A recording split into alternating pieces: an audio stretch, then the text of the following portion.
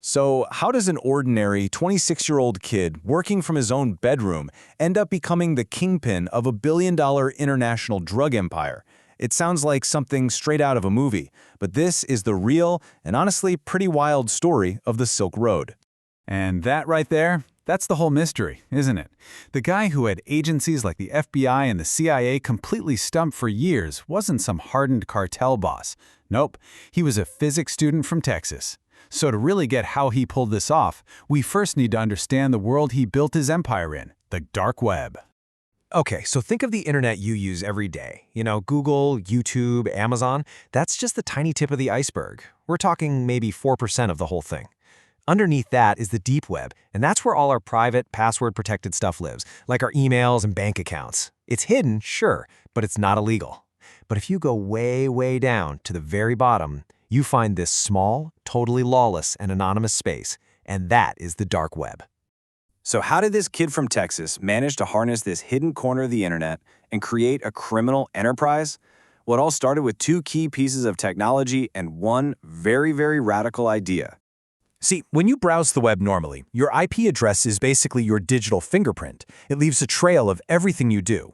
But the dark web, that's accessed through a special browser called Tor, which actually stands for the Onion Router. And that name is perfect because that's exactly what it does. It wraps your identity in all these different layers of encryption, just like an onion. Here's the crazy part. Instead of your computer talking directly to a website, your request gets bounced randomly between thousands of volunteer computers all over the world. So it might go from your house to, say, Brazil, then shoot over to Germany, then maybe to Russia, all before it ever reaches its destination. And at every single step, the previous path is totally erased. For authorities like the FBI, trying to trace it is, well, it's pretty much impossible. Okay, so anonymity? Solved. But there was still this huge problem. Money. You can't exactly use your Visa card to buy illegal stuff online. The solution showed up in 2009, Bitcoin. It's a digital currency that exists completely outside the regular banking system, so it allows for totally anonymous, untraceable payments. It was the perfect money for this hidden world. And this brings us to the boy himself, Ross Ulbricht, just a 26-year-old with a master's in physics and this really intense libertarian ideology. He truly believed that the government had absolutely no right to tell people what they could or couldn't do with their own bodies or money. And with Tor and Bitcoin, he suddenly realized he had the tools to make that belief a reality. So, you've got the radical idea. You've got the untraceable tech. What do? Well, if you're Ross, you build your vision. A totally free market, completely outside of government control. He decided to call it the Silk Road, and it was about to become the Amazon of illegal drugs. In January 2011, Silk Road went live, and the very first thing sold on there was a batch of magic mushrooms that Ross grew himself.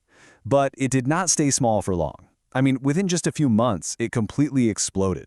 The site turned into this massive black market for everything: heroin, cocaine, LSD, fake passports. You could even hire hackers.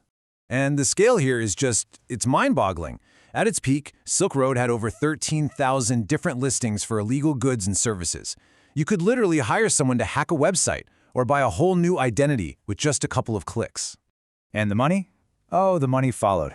By 2013, which was just 2.5 years after it launched, the site had done over $1.2 billion in sales.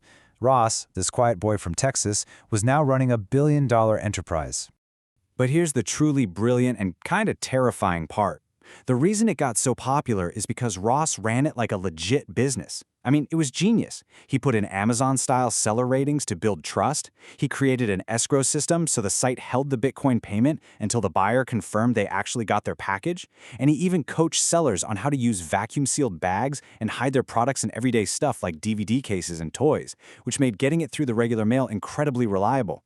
As the site got bigger and bigger, so did the target on his back from law enforcement.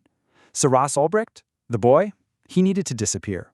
And in his place, a powerful, anonymous, and frankly scary persona was about to emerge.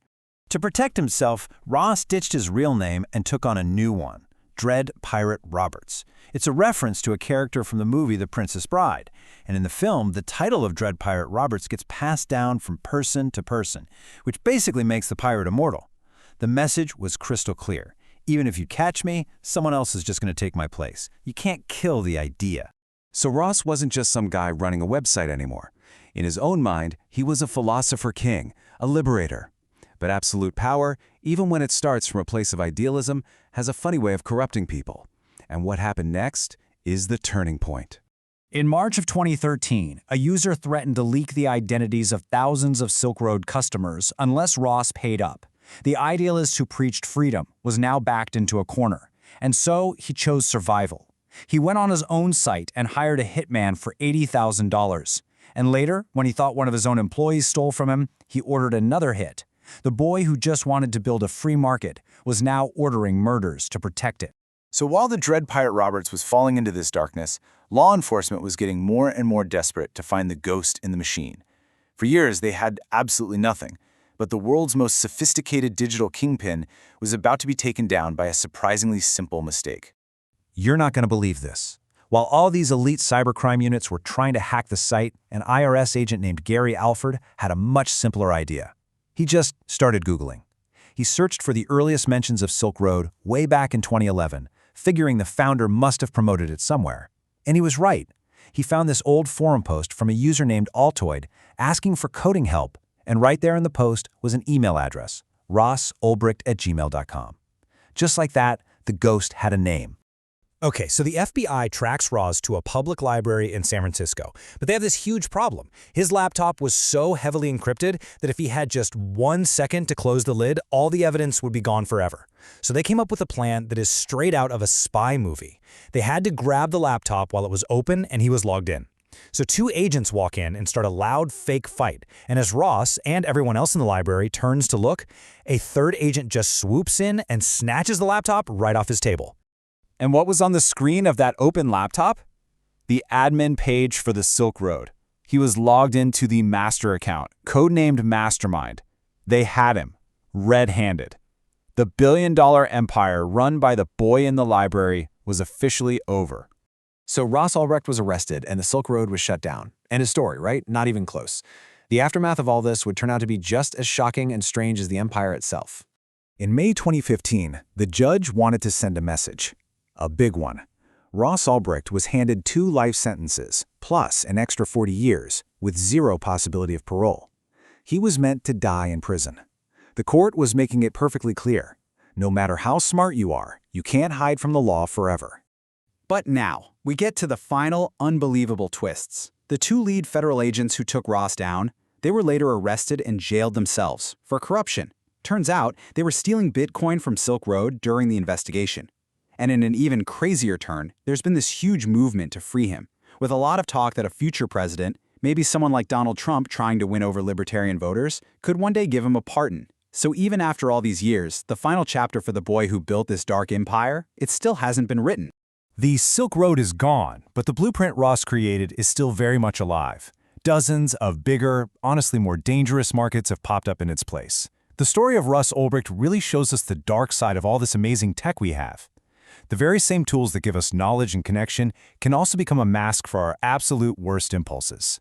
And it leaves us with a really big question to think about.